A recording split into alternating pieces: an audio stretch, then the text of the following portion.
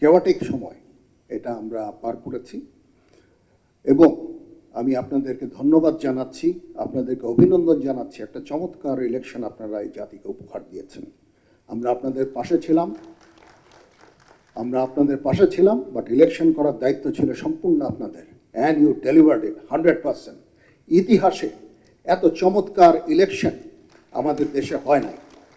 তার মানে it shows যে যদি আমরা সামরিক এবং অসামরিক আমরা একসাথে যদি কাজ করি, সিভিল মিলিটারি যে রিলেশন, এটাকে যদি আমরা বিল্ড করি, তাহলে আমরা যে কোনো অসাধ্য সাধন করতে সক্ষম।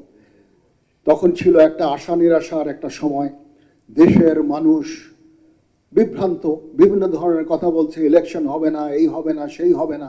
আমরা এটাকে মিথ্যা প্রমাণিত করে একটা চমৎকার একটা ইলেকশন করে দেশ এবং জাতিকে একটা গণতান্ত্রিক প্রক্রিয়ায় আমরা নিয়ে এসেছি। এটা চারটিখানি কথা না, এবং এটার প্রশংসার দাবিদার, এই ইলেকশনের প্রশংসার দাবিদার সম্পূর্ণ আপনাদের। এই জন্য আমি আপনাদেরকে অভিনন্দন জানাচ্ছি।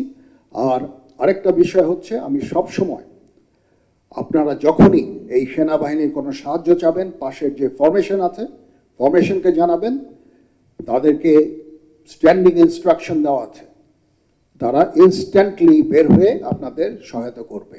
বেসামরিক অসামরিক প্রশাসনকে যে সহায়তা প্রদান করা, এটা ডিজাস্টার হোক, যে কোনো দুর্যোগ হোক, একটা দুর্ঘটনা হোক, দুর্বিপাক হোক, যে সমস্যাই আপনারা ফেস করবেন, আপনারা সরাসরি পাশের ফরমেশনকে আপনাদের জানাবেন, তারা ডিপ্লয় হয়ে আপনাদের এই যত ধরনের সাহায্য সহযোগিতা আছে ইনশাল্লাহ করবে।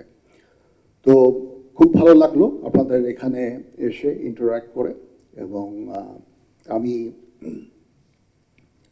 মাননীয় প্রতিরক্ষা উপদেষ্টার জন্য একটা বড় সময় রেখে দিতে চাচ্ছি, উনি বাকি জিনিসগুলো বলবেন। সবাই ভালো থাকেন, আল্লাহ হাফেজ।